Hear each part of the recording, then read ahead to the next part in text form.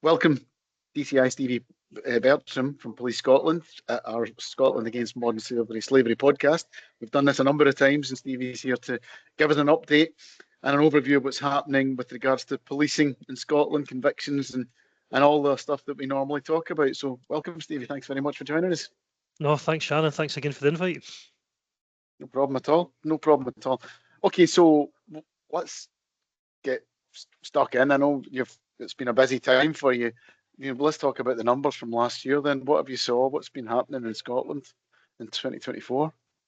I think it's still been extremely busy. Shannon, it's been last year, the figures, it's just up and up year after year. And last year was no exception to that. A real rise, one of the highest, in fact, the highest number of NRMs we've seen. So for last year alone, we recorded, or people entered, 1,061 people entered into the NRM as potential victims of trafficking. Now, out that breakdown, 35% of those numbers were Vietnamese nationals, followed by 11% in Albanian nationals, and then 10% from our own UK nationals. And how that kind of broke down, that 1,061 number, so 40% of that was in terms of sort of labour exploitation, 35% was forced criminality, and sexual exploitation was 11% of that number. And then so far for 2025, we've had for just the month of January, these figures are just 2 weeks out of date, but we've seen 84 people enter into the NRM so far this year.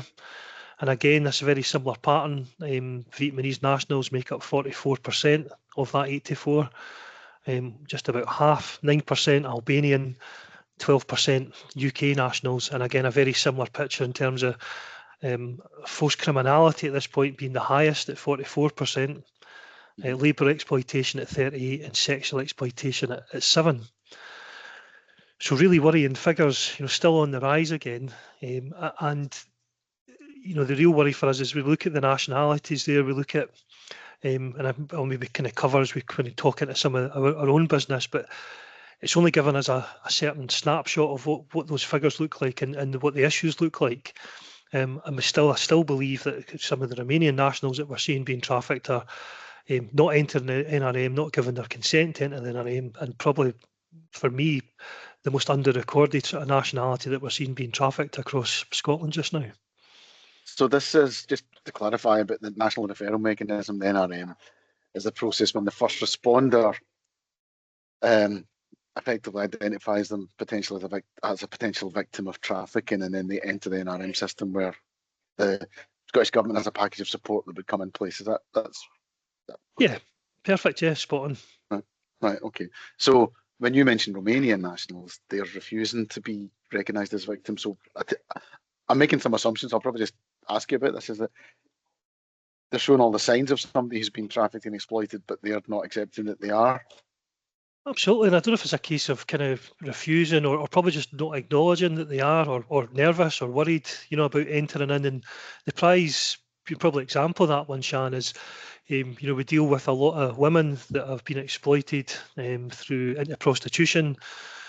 There's no doubt in our minds that they're absolutely trafficked and being exploited, but they don't enter into the NRM.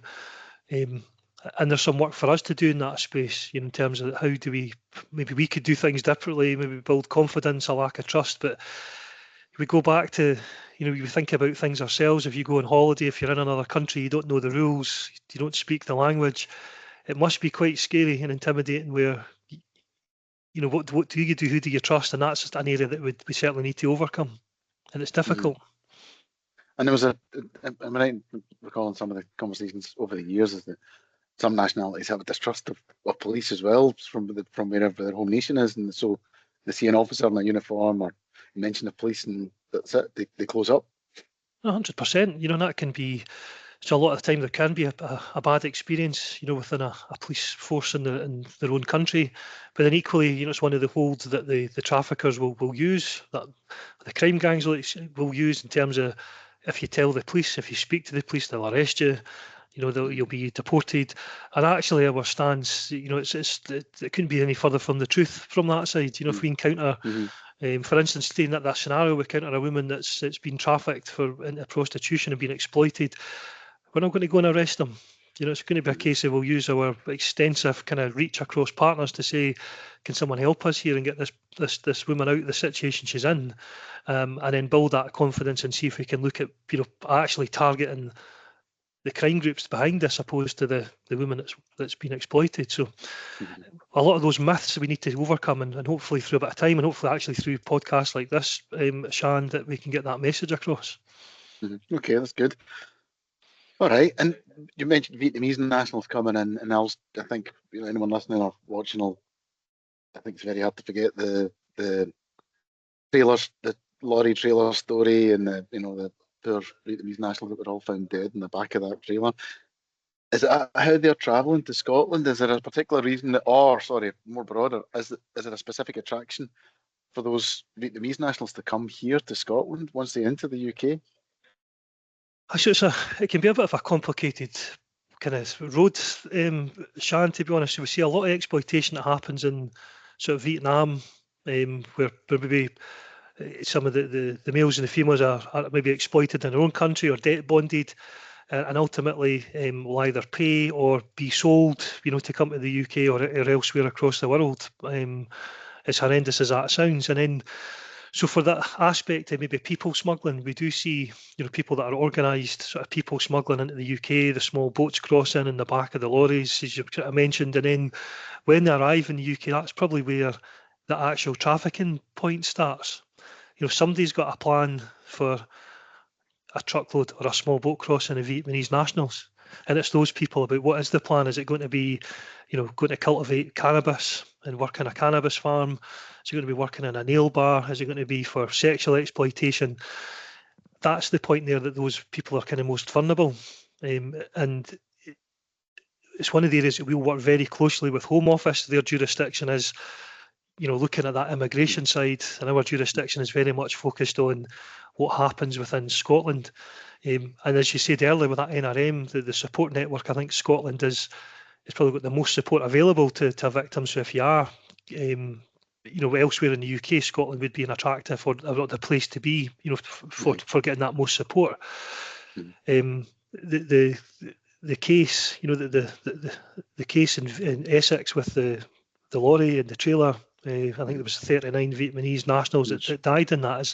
That would be one of the worst nightmare, the worst fear, I guess, for me, coming on thinking that I'd hate to face a call like that.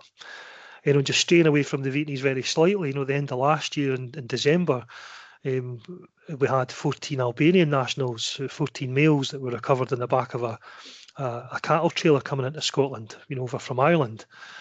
It was -4 degrees outside that night in an open trailer. And it's probably just, again, just that fear of what if it goes wrong, and what if we're dealing then with 14 dead Albanian males. It's a completely different narrative to people smuggling. It's 14 dead males in the back of a truck that somebody has facilitated or organised. And they've travelled from Northern Ireland through Ireland, Northern Ireland into Scotland then. So it looked like the kind of common travel area has been probably quite abused in that network of coming in, from a lorry dropping from France or for another part of Europe into Ireland, right through the south into the north, and then a ferry crossing into Stranraer, were ultimately intercepted by our kind of border policing side on a check. So there's some real issues trying to manage that route into Scotland, where it's clearly being used by a network of organised criminals. Right, okay. Well, so how quickly adapting to getting people in whichever way they can, because I suppose you touched earlier on, it's organised crime, there's money in it, and that's what's happening.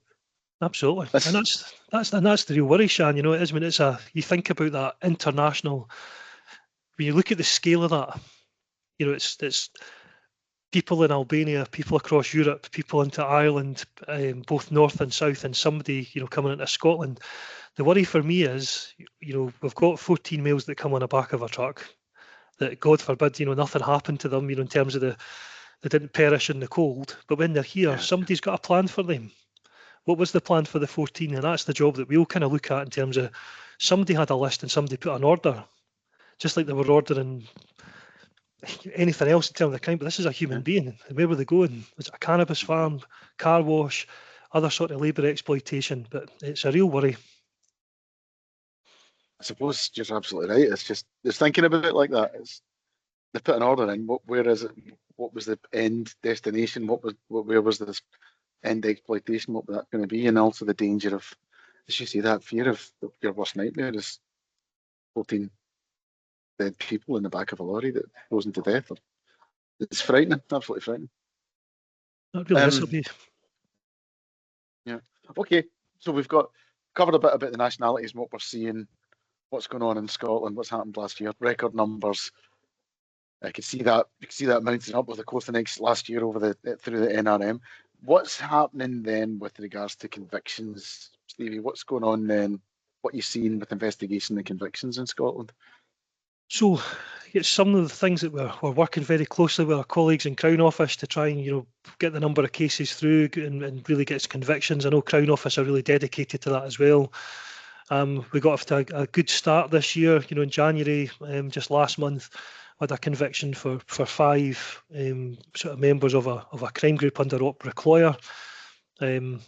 That was 4 males and a female convicted for a number of offences, including human trafficking, but drugs, sexual exploitation. The exploitation was involving sort of Romanian women and Scottish women, getting the group essentially kind of played on getting a lot of the women addicted to drugs and then debt bonded and then ultimately, forced into prostitution and exploited that way. So delighted to see that the victims were supported throughout that. We used a number of our kind of key partners to facilitate that, and actually without that in place, I don't think we'd ever seen a conviction. I know the SIO, Scott Carswell, had spoke about that as well, the level of support. But just delighted to get that conviction as a start, and really from now knowing what's in the backlog now in terms of where we are with cases, a number of cases reported. I've seen one in the STV news yesterday actually about one of our cases where we've got a male and a female about to stand trial for human trafficking for sexual exploitation later in the year, and there's a number of other cases. So I'm really hoping this year we see a real drive and a lot of human trafficking cases going through the court, which would be great to send a strong message. Strong message out there. So even like what you're talking about, the caseload, the delay in the court system, I suppose, has an impact of the work that you guys have done initially. See, with regards to the conviction, you said there's 4 males and 1 female. Is that a specific geography that was happening in Scotland? Was it happening across Scotland, or was it in a particular city? Or? So that happened in Dundee, right. And it was just a group that were just targeting, so as I say, local Scottish women from Dundee and Romanian women from Dundee. But very much focused. I dare say the group went a lot wider. The money was, where there's crime, where there's an OCG, there's always money, and the money will always feed back somewhere else. But yeah, really focused in the Dundee side of Scotland. Right. Okay. Well, the positive is convictions, and hopefully there's more. So we'll keep a close eye to see what's going on out there. And how are you feeling about this year then, Stevie? About 2025, your unit and where you're seeing it going? What's the, we're coming to a close here. What's your thoughts and where we're going this year? Well, we've got a lot of work ongoing, Shan. We've got so first of all, working very closely with another organisation, Tara. We've set up a lived experience group, which is fantastic. So we're able to tap into that lived experience to try and shape our response. So right at the start of this call, talking about do we have to do things differently? And I would suggest that we do. We need to evolve. So there's going to be a key piece of work there, working with those survivors of trafficking and find out what we could do to tweak our response to try and get people on board from the start. Our investigations were really focused on a number of crime groups internationally, from Romania and Bulgaria. There were different stages. We've got a number of males now remanded in custody awaiting trial up in Aberdeen. So we're hoping that trial will hit maybe towards the end of this year. We've got males arrested in Glasgow awaiting trial, and we've got some more in the pipeline with ongoing work that we're looking through. And of course, we've got that really diverse range of criminality, from targeting, the fishing industry. Those cases still to progress. So we hope we'll get some positive outcomes there. So it's a really grim topic, but really positive, from our unit about how we're going to approach it. I'm hoping by the end of this year that we've got some really cracking cases going through court, and hopefully on the back of that, really strong messaging, to the OCGs that Scotland's not a friendly place for you. And we hope to see those sentences reflected, to see the people that do get convicted hopefully get a strong sentence, and it might just deter people for setting up shop over here. Brilliant. Thank you very much, DS Stevie Bertram from Police Scotland. That's a great way to finish. Thank you for your time. Thanks, Sean. Good to see you again. Thank you. Cheers.